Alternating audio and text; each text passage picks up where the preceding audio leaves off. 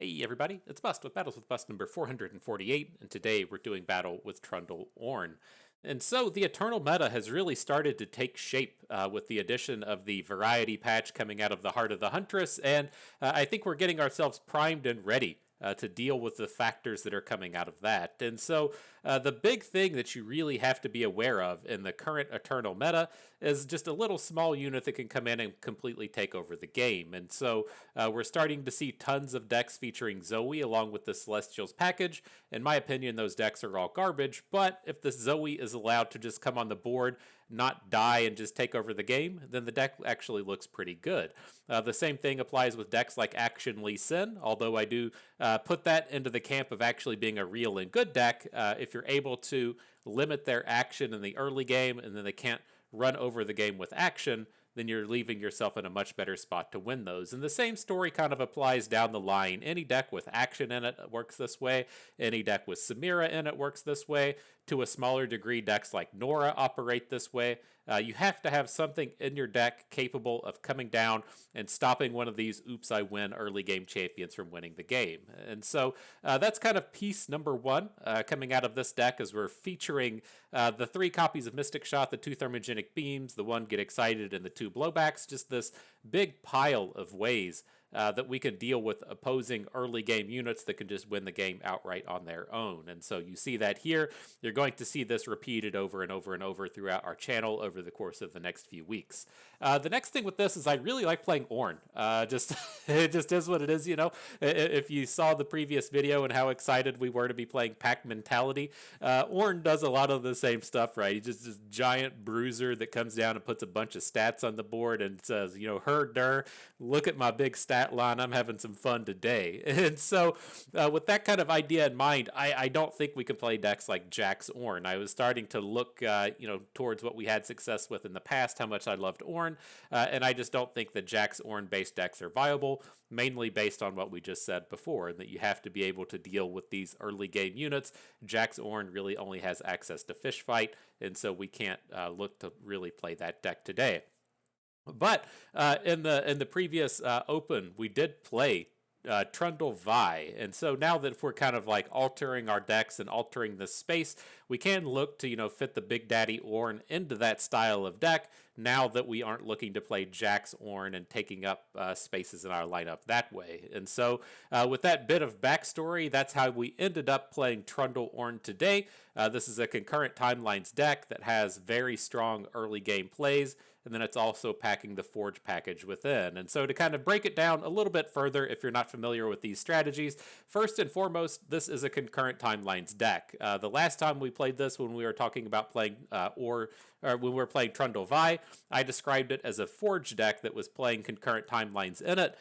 We're starting to move further and further away from that space and really trying to become a dedicated concurrent timelines deck these days. We'll see that more so in the gameplay as opposed to the deck building session. But that's the big build around card with this style of deck is the concurrent timelines. If you're not familiar with the awesome stuff that you get to do, say you come down and play a card like Combat Cook. He comes down, improvises and forges, and so we'll say he generates a +3/+2 combat reel.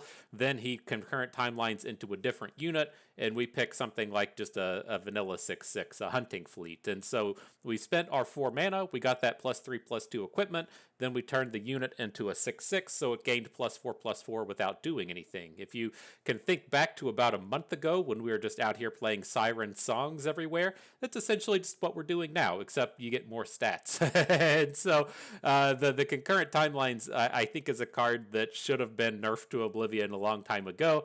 It hasn't been, and so that's what we're out here looking to take advantage of. The next piece of this deck is the Forge package, a very large collection of Forge cards between the Weaponsmith's Apprentice, the Favored Artisan, and then the Hearthblood Mender, making these equipment stronger and much more durable. And so this makes our deck be in this space to where we don't care as much about the units as much as we care about the equipment itself. That ties into concurrent timelines, but as you also play against control decks that are capable of just killing unit after unit after unit, you aren't so invested in that singular unit as much as you are in the equipment, and then you get to use the equipment over and over again after that. So those all tie back into the Ornn. Very fantastic game closer. If you get to use the concurrent timelines to make a giant unit with an equipment, it makes Ornn much easier to flip, but he's really here just tying in the Forge package altogether. The next champion to make note of is Trundle. If you're not familiar with the Trundle concurrent timelines combo, so you play Trundle, you get the Ice Pillar. The Ice Pillar costs 8 mana and then refills the 8 mana as it comes back onto the board. If you played a concurrent timelines, it turns into an 8 mana unit. Hopefully something like an 8/8 Overwhelm or whatever the Gangplank boat is, and then you get all the mana back so you can continue on with your turn and do ridiculous things. And so Trundle fits into this quite nicely. The last card to call out before we move on is we are playing the Crystalline Storm Raptor. This is a new card out of the Variety patch. Plays fantastically in this current format. If you play against the Zoe decks, they tend to really just build a big wall of shitty units, and this is very good at clearing them all out. Same thing applies to playing against Nora decks, and basically any deck with a lot of smaller health units in, the Crystalline Raptor can come in and just clear out their full board, but it also gets to transform into a bigger unit if we've managed to play the concurrent timelines, and so very powerful in this space. And so that's the deck we're doing battle with today, but before the battles begin, you know what we got to do? We got to pay the pay-to-win price, and it's got to be on that Crystalline Storm Raptor. Oh, shit. I just crafted one. Why not make a third one, right? I wanted to turn you premium, bro. Let's click the right button and get the games underway. So there we go. Storm Raptor ready. Let's dive on in. And so I will say in this current format, the things that we are going to typically be doing in these early games is just hardball getting for removal in concurrent timelines. As we play against the kind of core meta decks, I don't really plant Lucian Hecarim into the core meta decks kind of theme, but we could consider doing it here. But with this, we got a concurrent timelines to start with. We have a Reggie as a potential turn 3 play. I think that's reasonable enough, even though the Reggie isn't that super premier in the early game. I worry about keeping very value-heavy based hands like this against something like Lucian Hecarim, but you have to basically just ask yourself, is this a matchup to where I have the time to physically play a concurrent timelines? And if you think you can, then, you know, go ahead and hang on to it, but this is a matchup to where they can certainly overwhelm us before we can, you know, get the value out of the timelines. So we'll see. We did manage to pick up a Mystic Shot, which is just exactly what we're looking for. Now we have that full 6 mana we can spend in the first 3 turns of the game, and then follow up with the Combat Cook on turn 4. Interesting. No other plays here. We can deviate a little bit if we want. The Innovative Blacksmith is a unit that you may or may not want to actually send away to the timelines, right? Because that life gain can be quite good. But I think I'm going to be okay to just send it away at this point. Definitely want to be able to block, so we'll get rid of the Shepherd's Hook thing. Now with these, not the strongest collection of units. I'm actually leaning towards the Bubble Bear, since it can do a fair amount of blocking here. So we'll go ahead and select that bro. The Grand Plaza, sure. So this is kind of an interesting space for this next turn. I don't really want the opponent to be able to kind of come at us with this Redeemed Prodigy. And so I'm looking to just deviate a little bit. But, I mean, at the end of the day, as long as he's not playing a Haunted Relic next turn, we're going to be fine. So let's just try and get on board. I think we kind of like have enough time to do good stuff here. So I went with the Fearsome Equipment. It should make our units pretty unblockable.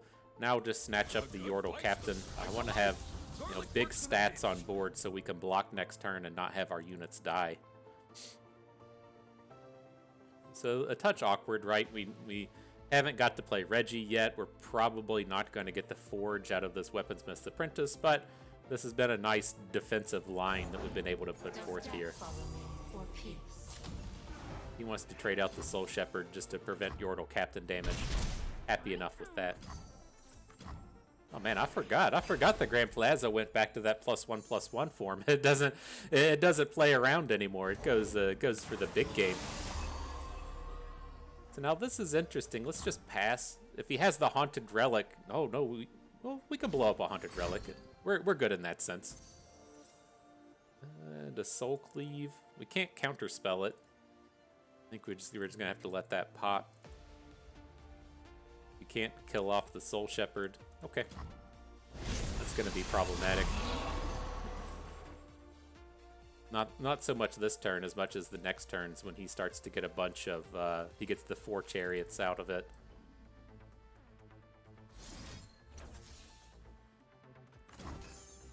I think we can be a little defensive here. I'm going to go ahead and Mystic Shot off the Redeemed Prodigy.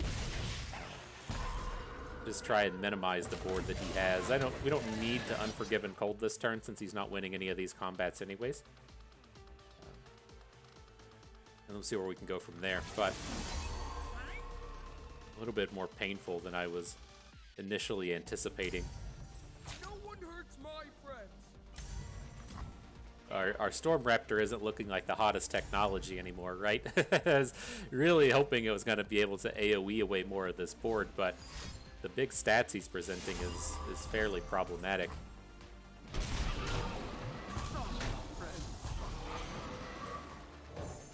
Alright, let's get him, Reg. What do we got? Winter's Breath could be a pretty big deal. I don't think we're going to want to use the Transmogulator. It's just going to be too slow. And then we can continue on with this elusive path. Alright.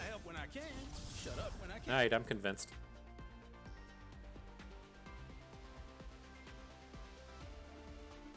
Zing him good with the Kelp Maidens created Winter's Breath. Trundle, did you wander off again?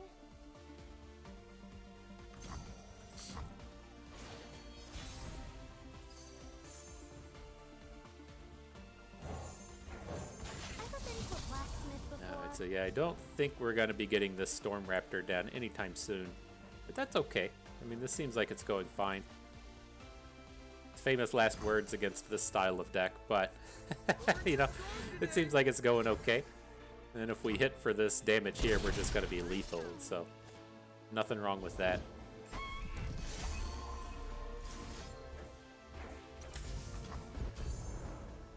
think we did it. Okay. I don't know, man. It feels like we handled that one pretty handily, but it's always so scary going up against that deck. There's so many just oops I win style things that can come out when they say, oh, I guess here's a Lucian and a Haunted Relic. We're gonna hit with these 5 ephemerals and get the rally and get the Lucian going and everything. Just so much nonsense that can come out of that. Alright, on to the next one though. This this Teemo Zoe deck is the Elusives deck. I'm just going to take a full mulligan here.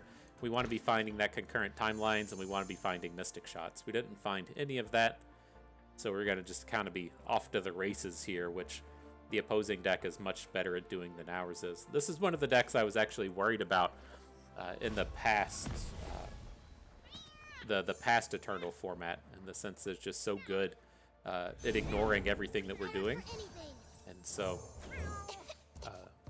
it didn't turn up to a large degree last season, but certainly strong. So what we're looking to do here is I don't really want Reggie. We just need burn spells, and we got to get on board fast. We're not going to be fucking around in this game until turn 7, turn 8, turn 9. We just got to get down as early as we can and try to match them toe-to-toe. So, you know, our units here are looking pretty reasonable. We are going to have a bit of a heal plan on these upcoming turns, so we can match them a little bit, but they have that edge in just not caring about interactivity.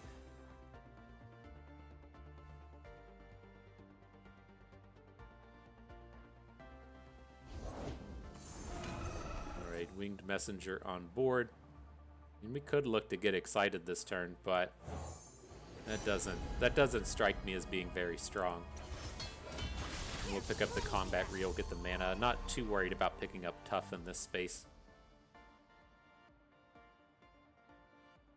So we gotta do what we can with the blacksmith and the combat cook. Love to hit elusive with the combat cook next turn.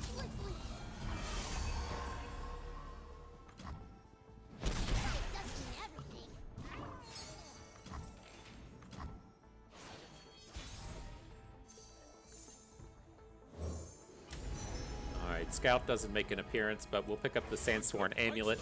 Hopefully give us a way to attack around most of these units. Right? He can still block with the Winged Messenger, but takes a lot of the units out of the potential blockage space.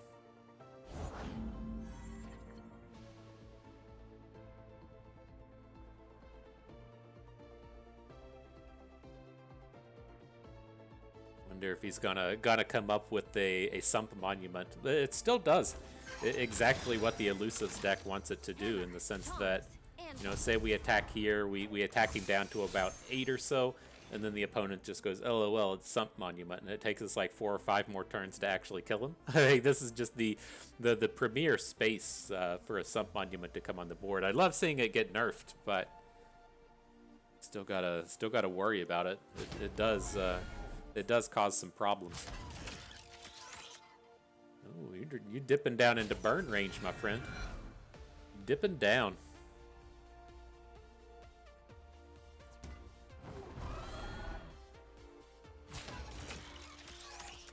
This looks a little safer for the opponent.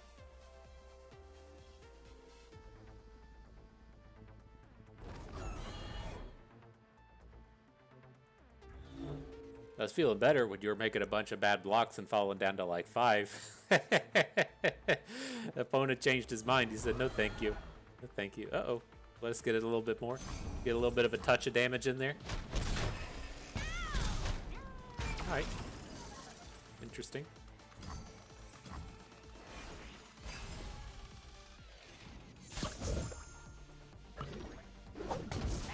The Mystic Shot. Getting close.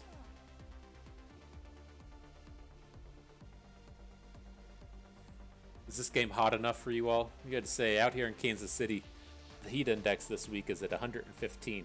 And so, you go outside, like I went outside yesterday, just immediately start sweating. Just as soon as you go out the door, it's like you step out the door and it's just a fucking wall of heat. You can like physically feel the thickness of the heat as soon as you step outside. Fucking miserable. It was supposed to be like this for like 6 or 7 days. We got a taste of it earlier in the year. There was a couple of days to where the heat index in Kansas City was higher than it was in like Phoenix, or whatever, one of those desert cities nobody should fucking live in out in the Southwest. And it's been a real treat. You gotta worry about the folks that have to work outside and everything. Hopefully they're out there surviving and stuff. See the road crews and the lawn dudes and whatnot. But the thing it reminds me of is I'm not like a huge follower of baseball, but we just want to take this Teemo off the board. Like, he clearly doesn't have the removal spell. Like, I don't think the 2 damage is just going to get him. So it's like, if we take Teemo down, is he going to be farther enough behind to where he just can't win the game? Maybe. I still feel good about discarding our Ornn, but we should have thought a little bit more if we wanted to take down this Teemo. But no, Ichiro, the baseball player from the 90s and early 2000s, I guess, was when his reign of terror was evident. And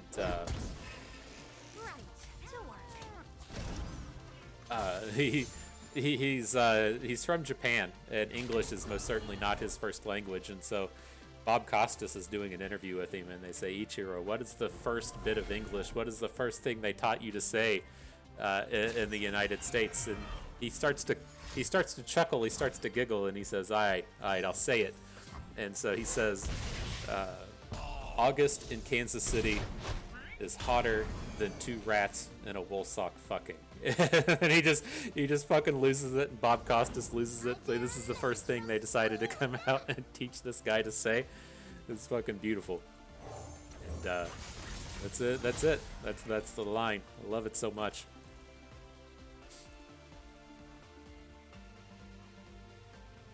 Hotter than 2 rats and a wool sock fucking.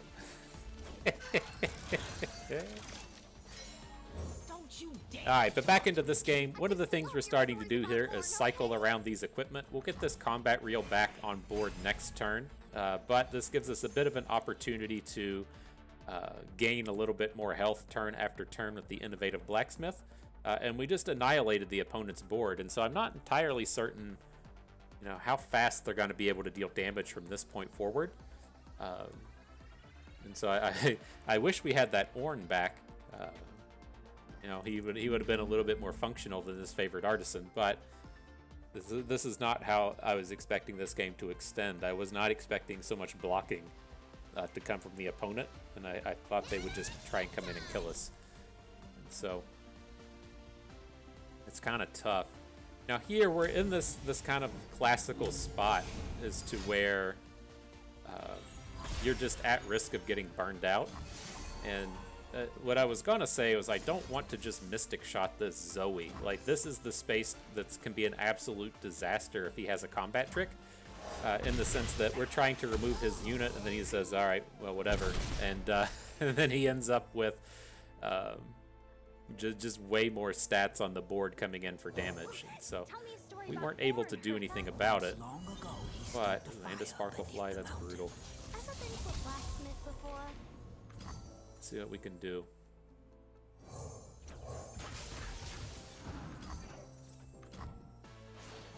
Just has the Sparkle Fly block on whatever he wants now.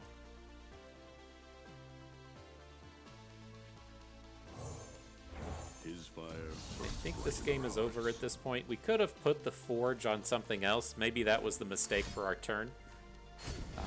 Because we're never attacking the 7/7 completely through, and he's 100% blocking the Blacksmith with the Sparkle Fly, or, I mean, he doesn't even really have to block with the Sparkle Fly anymore at this point. So maybe we should have just put the +3/+3, or the +2/+2 onto one of these Weaponsmith's Apprentices. I think I like that a lot more. Hold while I smith. I'm going to attack like this. I expect the Sparkle Fly to come onto the Blacksmith, so I'll attack with it over to the left. I don't think we have to worry about combat tricks too much at this point, but...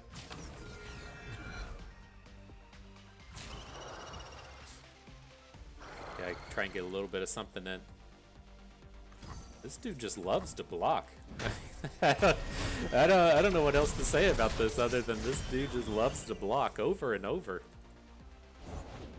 He didn't get the memo. When you play these decks, you just put your dudes in the middle and have at. I mean, he's only got 5 elusive on board at this point. Gotta feel pretty decent about that. Trickster never loses because Zoe makes the rules.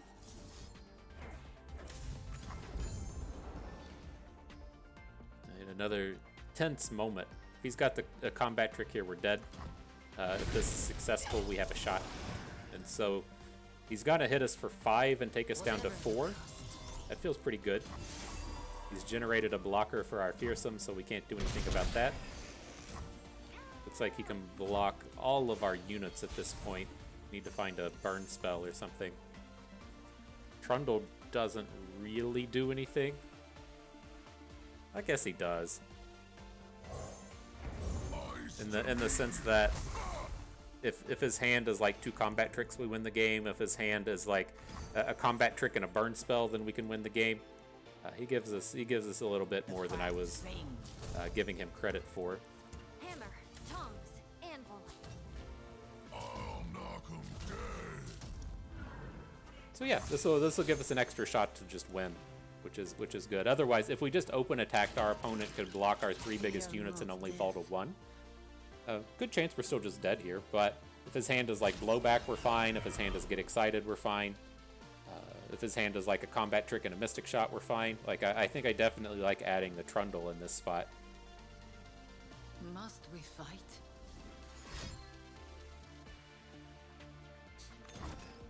Okay.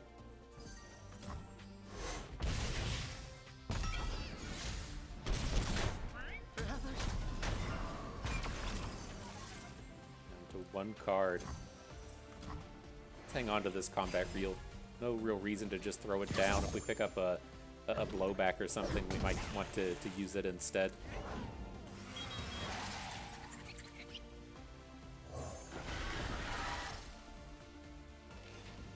Uh-oh. Opponent's making the face palm. I don't know what to think of it.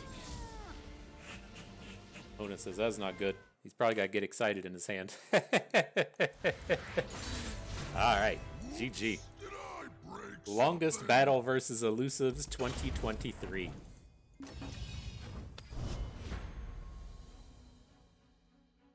Hotter than two rats fucking in a wool sock. Alright,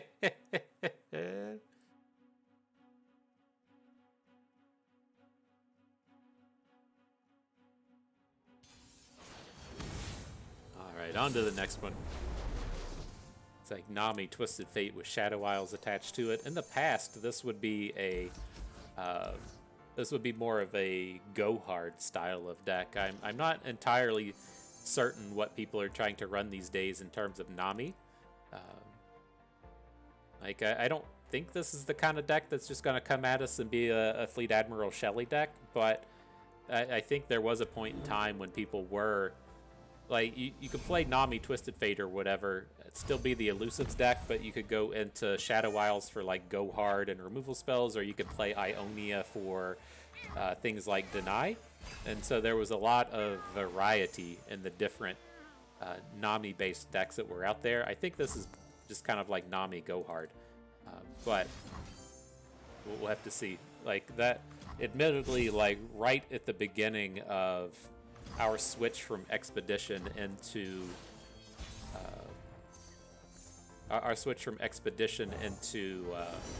Constructed is about when the Nami decks really started to pop off, and I just didn't have the bandwidth or the brain power to really pick them up, and so I'm not as familiar with these decks as I should be.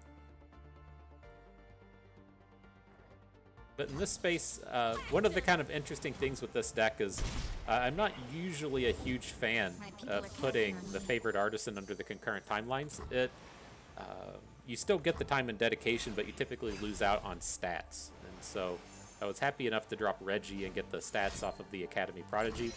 Now we're going to look to come out here and take this Nami off of the board. Probably just want to discard the Winter's Breath. We could take it a little slow and play a favorite artisan and get the equipment, and then or get the time and dedication and then discard the time and dedication, but like I really want to get Nami off the board this turn, and so I think that's the angle we're going to take. So if we do this and then he has another Nami, or he has some kind of weird trick I'm not reading into, we still have access to the Thermogenic Beam to try and get that thing off of the board. So we're going to want the Cosmic Youngling here. I guess the Hired Gun, like, we're most certainly just playing Crystalline. I guess maybe not playing the Storm Raptor next turn. Take this Durandi Sculptor. Just directly had another one.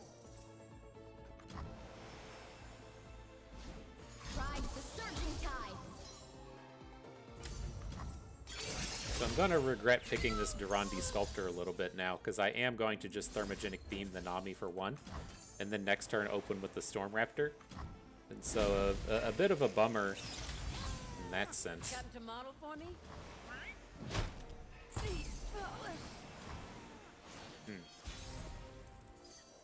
It's not quite what I was expecting.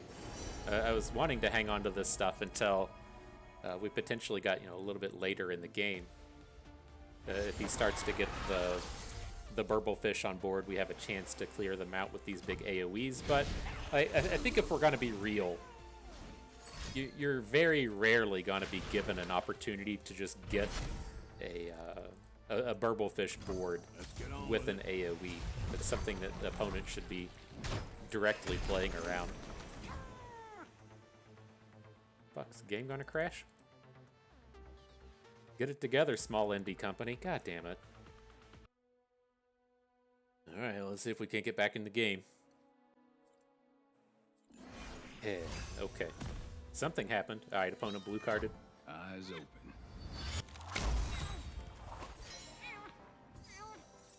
And so I'm leaning towards, like, do we want to just hang on to Trundle and play him next turn? I think that's okay. We want to just come in with the Innovative Blacksmith this turn. It does give us the opportunities to bank up a little bit of this mana.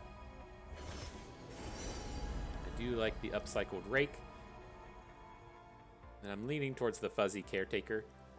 We don't have any units to support with it right now, but the Stellacorn... The Stellacorn was kind of tempting in that it has Spell Shield, but I'm more so expecting this unit to just die, and then we'll put the equipment onto Trundle or something.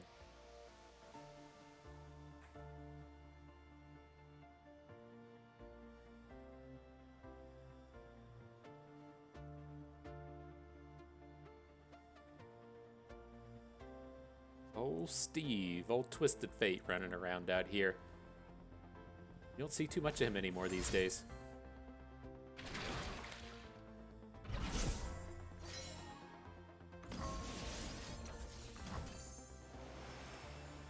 Alright, so what I'm leaning towards doing here is I'm gonna send the spell at Steve, that's fine. I'm not going to time and dedication the fuzzy caretaker. I'm kind of looking at this in the sense that oh, we do have enough mana. Hang on. Never mind. We can just do everything. I thought we were a mana behind here. I didn't think we were gonna be able to. I thought we were gonna be on 6 mana this turn. Alright, never mind. Pretty cool. Let's let's just get the big scouts right into combat.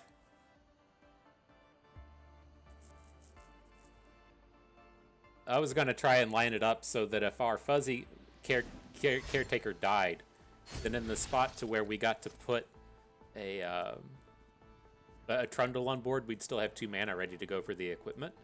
I didn't want to be in a spot to where we played time and dedication and then we're not able to replay the scout thing, but I lost track of how far along our mana was. But this is still fine. We lose out on the Ornn, but we did pick up this just absolute monster of an equipment, the 4/3 Scout Rake.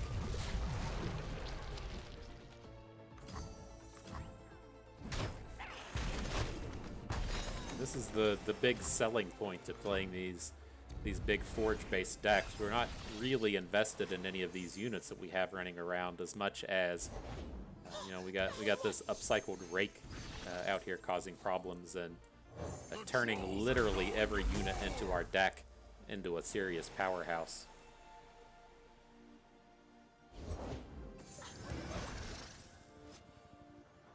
Okay, well, I'm going to stop playing cards at this point.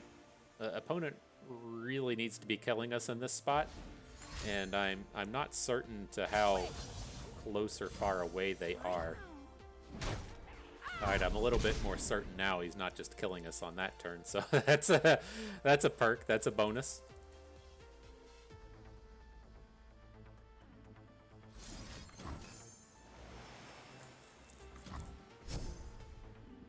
Alright, so timelines it is. There's some interesting options that can turn up the next turn. So it's like we can play the Ice Pillar and then hit Iron Rot Colossus, whatever that's called, the big fuck, we can just hit Ornn.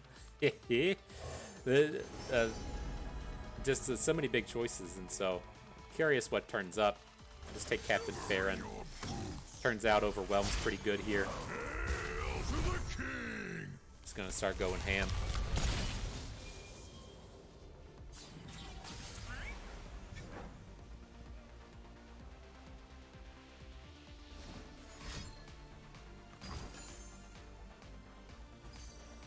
Really don't approve of that kind of thing, but I think we still just win the game.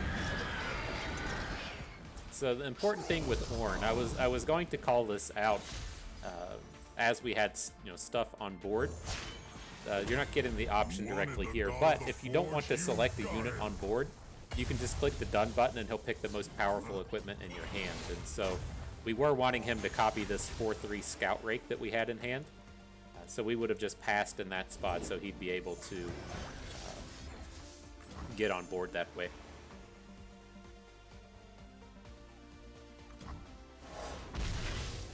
So I think at the end of the day, regardless of what opponent's playing here, we should still just be fine. We're going to attack with the Ornn.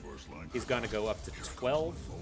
He's going to block, to some degree, and then we'll just get to attack again. And so I don't think he's ever really getting out of this. But we might as well try and just take that blocker off the board, right? He's very limited in terms of the amount of mana that he has. And so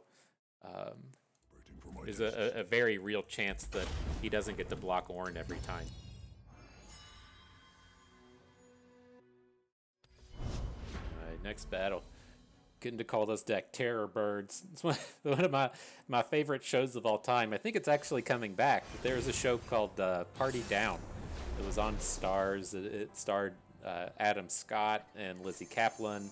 The large selection of the people that are always in like the Veronica Mars style shows. Whoever the guy was that created that, a lot of the overlap there.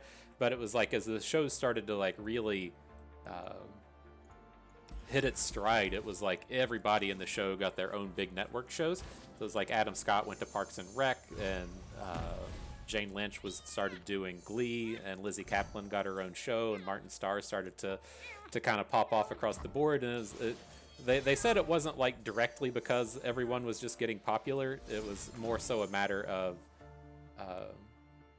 different things. But the show is supposed to start to be coming back. But the kind of premise to the show is that everyone is trying to kind of make it in Hollywood, whether or not it's being a writer or an actor or an actress.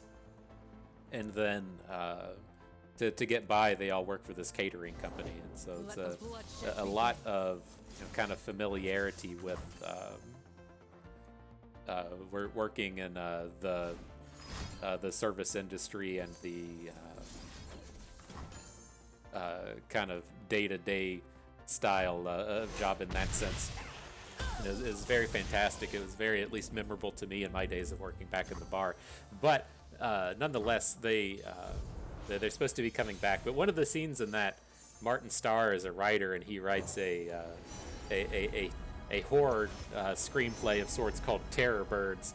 And it's like, what's the scariest thing that you can consider? What's the scariest thing in the world? Just a gigantic bird, right? And so his script is called Terror Birds, and they start working on it and workshopping it with Steve Guttenberg. It's a very, very interesting show. I don't have the comedic chops to make it sound more humorous than it actually is, but that's what I think of when these birds start coming out here. But alright, what's this perfidious promoter? When you refill spell mana, create a dude? We're not going to have the means to do that. Let's just pick up the Bone Crusher. Nothing wrong with the 9/5 tough to just throw down on the board. I wish we would have had like a little bit better of an equipment, in the sense that if he's going to start sending our unit back and we're going to forge the unit or forge the equipment and stuff, the tough one isn't kind of premier equipment that we would want, but whatever. the appropriate answer to everything is fuck it, whatever. So how are we going to handle this? He should know we have Thermogenic Beam. This is a very challenging unit to interact with in this Vastaya. Maybe we just play the Innovative Blacksmith. See if we can't find a better equipment. We found a good one there in the Fish-A-Whack. Now we can take this Fuzzy Caretaker again. A very powerful stat-heavy unit. And then if he starts dirtling around, we could look to Thermogenic Beam the Vastayan Disciple. It's just, as he plays that guy that gives you the various deny-type spells, like, we don't have a ton of spells in our deck, and so I don't know if he knows that we have the Thermogenic Beam, but I think this is where we want to take it. I don't think it's worthwhile to wait and see if we can just get Yasuo. Like, his counter spell has to be set to this beam so frequently that let's just spend it while it's cheap. Okay. Sounds alright to me. Now we're gonna mend our Overwhelm equipment. Pick up the Vicaran Bruiser, easily the strongest one out of the mix here. Now we'll see. Now if he wants to drop a stun onto the Bone Crusher, it's not strong enough to kill it, and so a lot of perks in that sense. Assume he's gonna put his 3/2 in front of our 9/3 and okay, sure. All in the same. Can't believe it. Wonder how much this is worth. So who do we want to put the Lucky Find on? Do we want to actually put it on the Bruiser, give him a spell shield? Attempt to give him a spell shield, I should say. I think that's okay. And then if we don't even find spell shield, which we did, giving him +1/+1 or giving him tough so that he can survive a Yasuo swing is fine. I think I like that.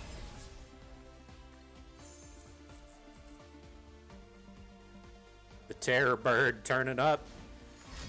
We're not going to play him this turn. I don't think we're going to get Trundle going. But, I mean, it's tempting to try and clear out things like the Vastayan Disciple. I guess opponent thinks it's a little too interesting. Says no dice for you.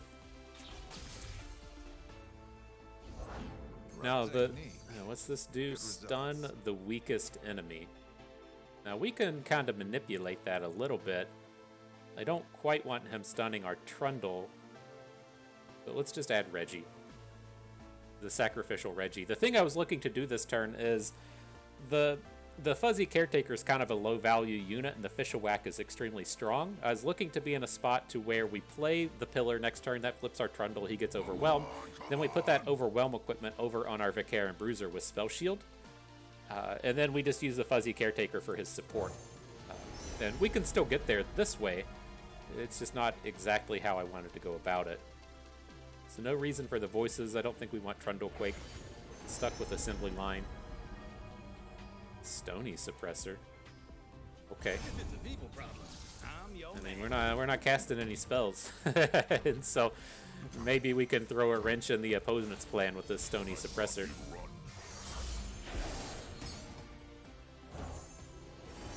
Ice Pillar comes in. Okay, I get confused with this dragon as to whether or not it's going to have Scout. Isn't there a big Scout dragon that just got +1/+1? So, not the one I exactly want. So yeah, big Overwhelm. He's good.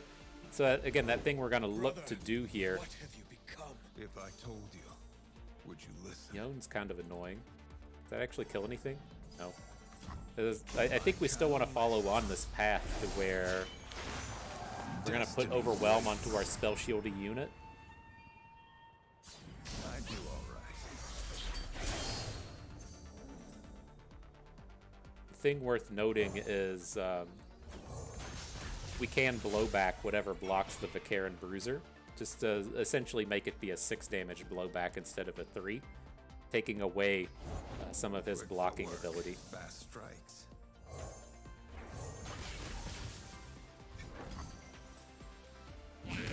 Knuckle time. Why not? So do we still want to just go ahead and start going for this? Like, we're not gonna kill Yasuo. This does get him fairly close to lethal. He's probably just gonna put Yone in front of the Caretaker, but I think that's okay. Then the real question for the turn is, do we want to get rid of Trundle? And I don't think we do. I think there's just a very real chance that Trundle gets killed next turn. And if we get to develop a second Ice Pillar off of another Trundle, I think that's just way better than the Terror Bird in this spot. So let's discard the bird in the assembly line, hang on to the Trundle, and then hopefully we don't get punished for keeping this weaker unit around. Dishonorable.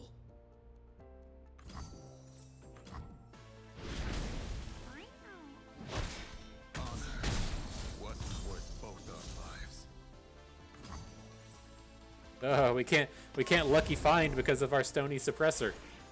Womp womp.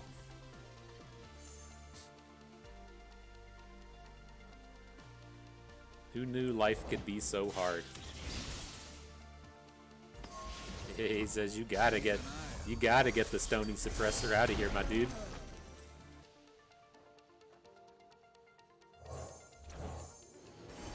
Alright, so what do we got? Looking like a crusty codger out of here just for the big collection of stats.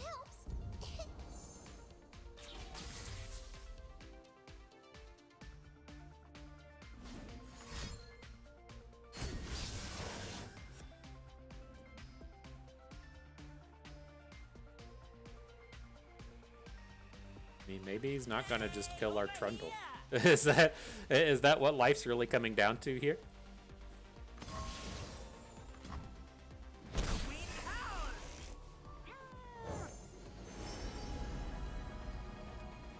We'll pick the Pot of Pain. His smaller units can't block here anyways.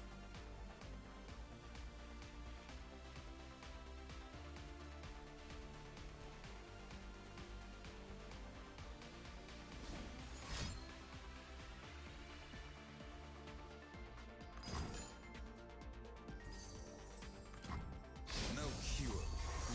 So are we regretting this Trundle play yet?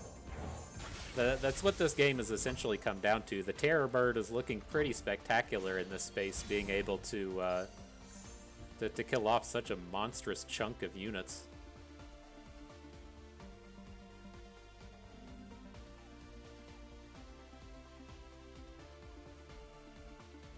So you give all units -3 and then deal 3 to all units. This has to just get denied so frequently, right? I don't know. It's like I don't like being in a spot to where we just have to come in with an open attack against this deck. It's so easy for them to just like steal Tempest and deal like 1 point of, or get a stun on something else, and you don't actually deal any damage. I don't like that.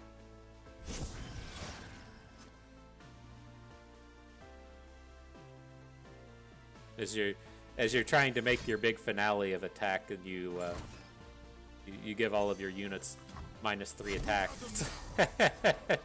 It's a strategy. It's a strategy for certain. Closer we with the Zeebles. I mean, it's interesting in that it can block this Vestaya, but that's not what our big game plan is here. If we pick Ruin Runner, he's just going to block it with his 13/13. We just take the Zeebles.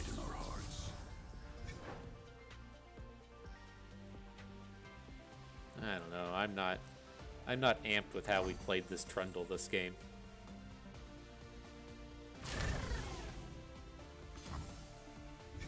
Hold the line. I think we've just been too aggressive with it.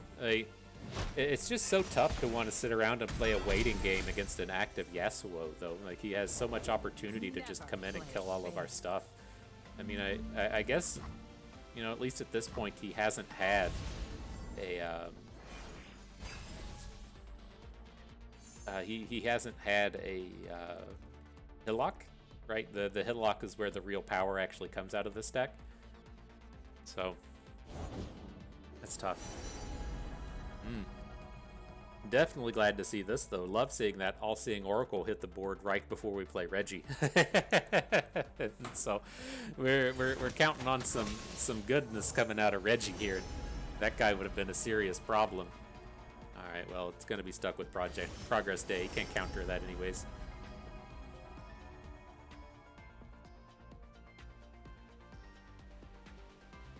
Can we use the Intrepid Mariner? Maybe. Probably not. It's probably going to die before the next turn rolls around, but crazier things have happened. To the point.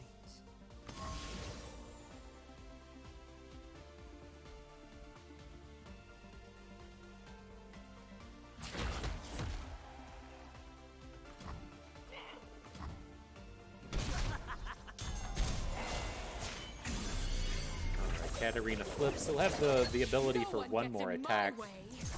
Kind of surprised units like Yasuo weren't getting into the mix here, but I think that's okay.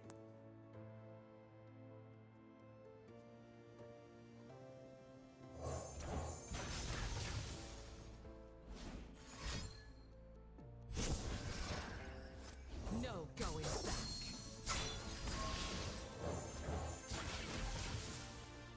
I mean, like, we're 100% blocking the Visayan Disciple. Why isn't he attacking with this big boy? I'll allow it. Right, well, maybe we have a shot with this next turn. You know, have the 2 sets of Elusives.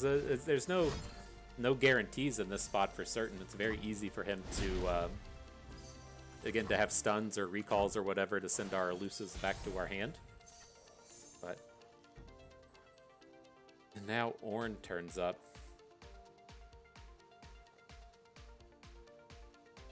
Fuck it, okay. Never been a truer statement said before, huh? Fuck it. Okay.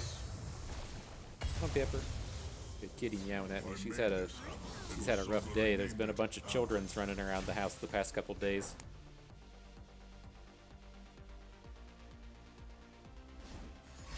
Be strategic execution number 2. No. Even I have good. Nothing stops adventure. This is gonna be fun. All right, well, pretty reasonable looking battle step here. 2 stuns coming in, sure thing.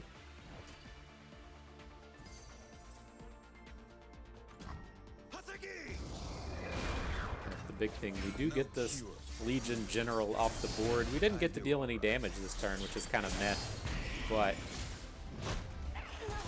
we still have Progress Day for next turn.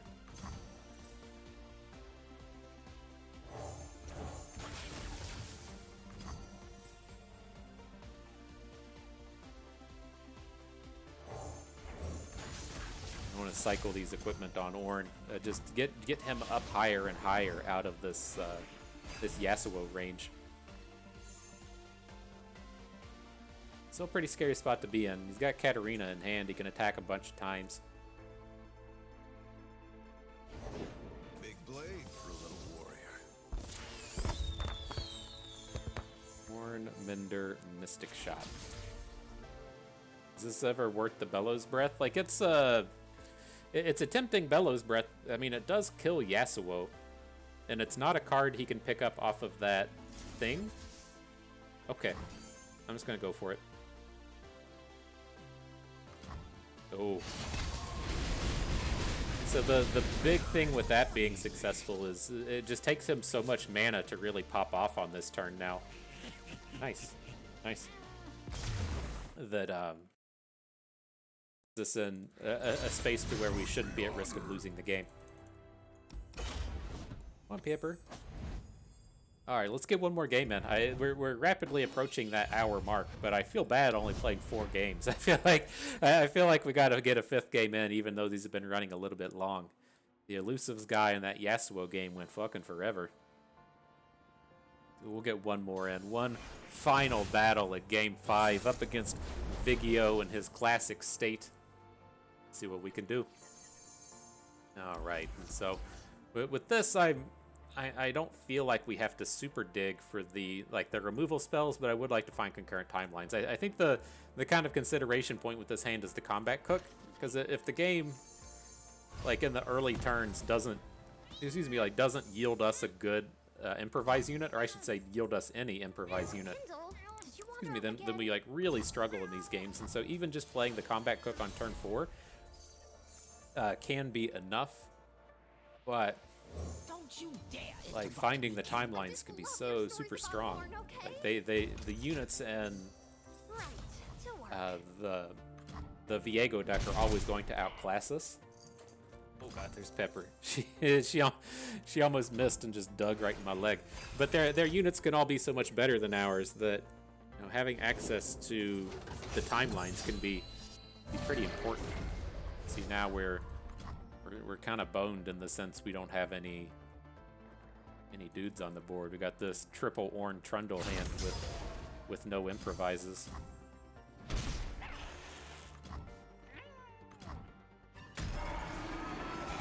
A bit of a bummer. Yep. This will happen with this deck. At least we have a fairly safe pass here. So I'm just going to discard an Ornn and discard a Time and Dedication. Get this soldier off of the board, and then we can at least start adding some units to the board next turn. But this hand would be, you know, this is exactly why I like that kind of safety net of keeping a combat cook in the opener. In the sense that, you know, if we draw big or if we just draw the forge half of the deck, we still have a lot of opportunities to pop off with that one dude. The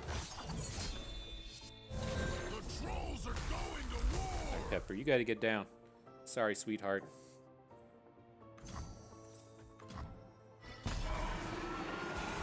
Okay, though, so we're coming up on the big Viego turn. Now the timelines comes in. Well, let's do this. Let's just go ahead and attack with Trundle. I don't think there's a lot of world where we want to like get this blacksmith going. It's like as soon as he adds Viego, it gets super outclassed. And I definitely want to have an equipment on board when we start dropping our Ornn. So we really need the blacksmith to come down this turn. So if we say play Ornn next turn and then opponent just hits it with Vengeance, then we've got a little bit of bonus, and then on the follow-up turn we can just play the other Ornn and try and go from there. Take the Fish a Whack. Not a strong collection of units here. I think we just want the 3-4 more than the Tasty Feyfolk. Like, the Feyfolk's never trading for Viego. Here, let me see that. Okay.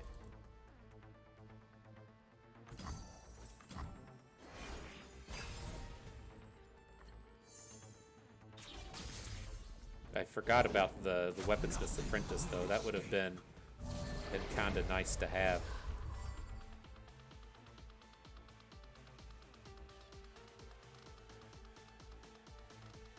I think we have to wait a turn on Ornn. So who do we feel about these guys? Again, another collection of dudes that can't take down the important ones. I guess we can go with Yusari. If he gets to attack next turn, that's great. If he does, and then if he has to block this turn, he can still block a Fearsome. None of those units are capable of blocking the Hydra Vine and winning.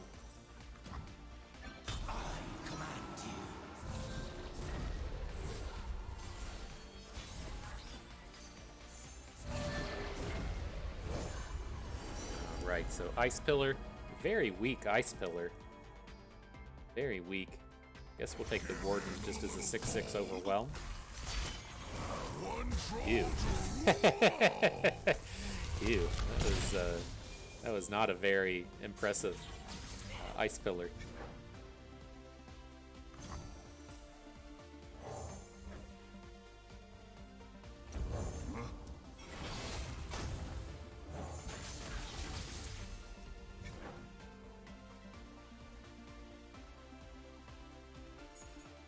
So the big worrying factor with this turn now is, like, how fucked are we if Viego flips? And, you know, pretty. Pretty, but, like, at the end of the day, I mean, I think we just have to slam our Ornn into Viego and hope for the best. Like, we can't replay the other Ornn until 2 turns from now. We can't risk him just having another Viego and flipping. Like, they tend to play that thing that lets you... Somebody hold my bear. They play that thing that lets you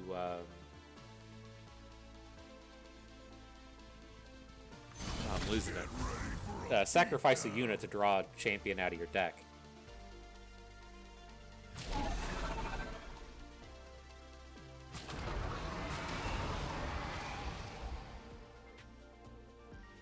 So we'll see. If he's got that Vengeance onto Ornn, we're pretty boned. If he has a Quicksand onto Viego or onto Ornn, we're pretty boned. But I think we might be able to at least get out of it for a turn. And then, you know, this is a pretty big Fish-a-Whack. If he doesn't kill us next turn, you know, maybe we can last for a bit. Oh, beauty, beauty right there. Okay.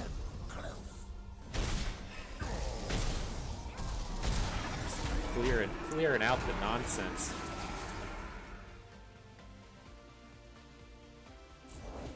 Oh, he's got him now, but he's a lot further away from flipping than he was.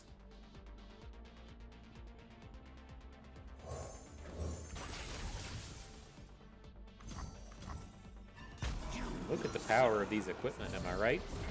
7-5 Fish-a-Whack, 5-3 Fish-a-Whack.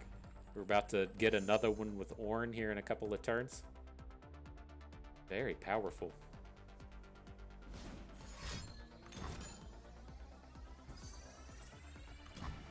Is Viego flipping this turn? Is that what's about to happen?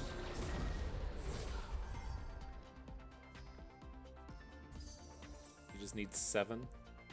I mean, it is what it is. We have like 2 options with this turn. We can... Let me double check. Does he steal the champion? What's this guy do? The first time a unit dies, whatever. Okay, steal the strongest enemy this round. If it's champion, kill it. And so, are we really opposed to him killing Trundle? I would rather him just kill Trundle than steal one of our units.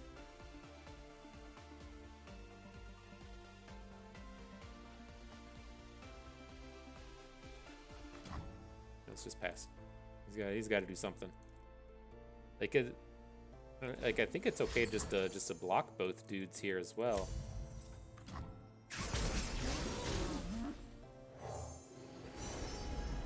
What you got, Reg?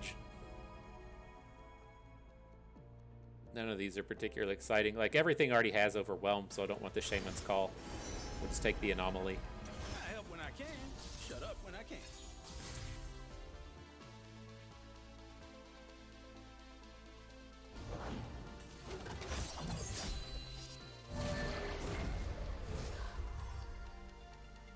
So the other thing we have to kind of got to worry about a little bit is this this Viego is going to be capable of just sending Atrocity to the face.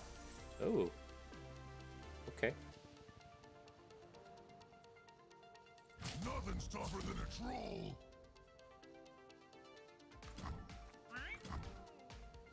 Interesting. So he'll get the flip. He kills off our dumb unit here. Don't care. Or does he steal our unit? He steals our unit, but he doesn't get any of the equipment that go along with it. Sure. And then now we can play Ice Pillar, we can play Ornn. Just need a little bit of damage to poke through.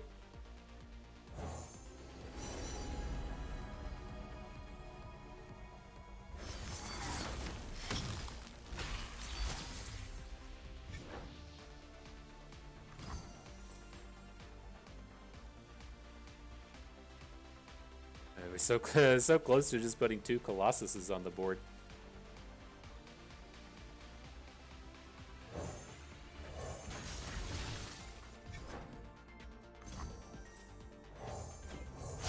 Alright, and then if he has Vengeance for one of these, we still have that play from earlier to where we can potentially blow back this Viego and get in like an extra point or 2 of damage. I don't I entirely think that's in the cards here, but something to remember that you can possibly do. He's got the Vengeance. And we unfortunately don't have any more units to put in front of Viego.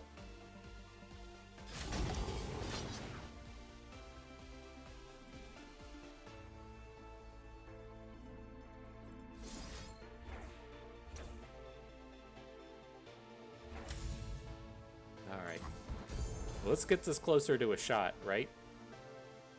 If we take him to 2, we can start killing with Mystic Shots and get excited and stuff. He doesn't technically have lethal on the board, and if we get rid of Viego here, then we can definitely win it. Okay, GG. Close. I like how that game went in the sense that I'll repeat this often, but to have a game where things go so completely wrong and still be in it to such a degree always feels pretty good to me. And so like I kind of equate that to like playing Magic and you mulligan to 5 and you're still like hardcore in the game the whole way after having such a big disadvantage. Like with that game to where we didn't have an improvise unit until like turn 5, and then on turn 5 we had to decide, do we want to play the improvise unit or the big forge thing and just kind of waste the forge and then still be like so close to squeaking that game out. It feels pretty good, even though you weren't able to get a win. And so, yeah, this is the deck. Like, I'm very happy with this one. I wouldn't be surprised if this is just the best deck in the format right now. We didn't get to play against a ton of the, the Celestial style decks, but it definitely has a lot of game against those. It has a lot of the tools that you need to beat a deck like Action, anything.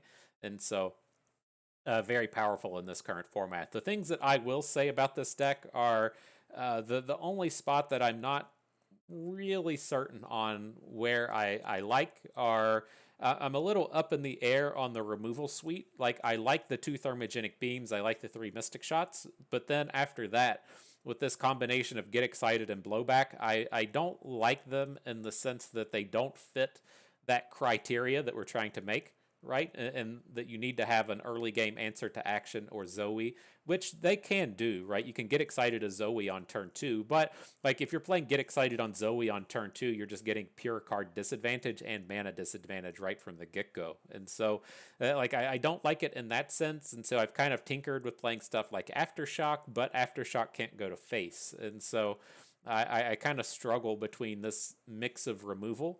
The idea is good in here, but I'm not 100% sold on it. And then I'm not sold on playing 2 copies of the Storm Raptor. That does put us in a space to where We have 8 5-drops. We have 3 copies of Trundle, 3 copies of Heartblood Mender, 2 copies of Storm Raptor.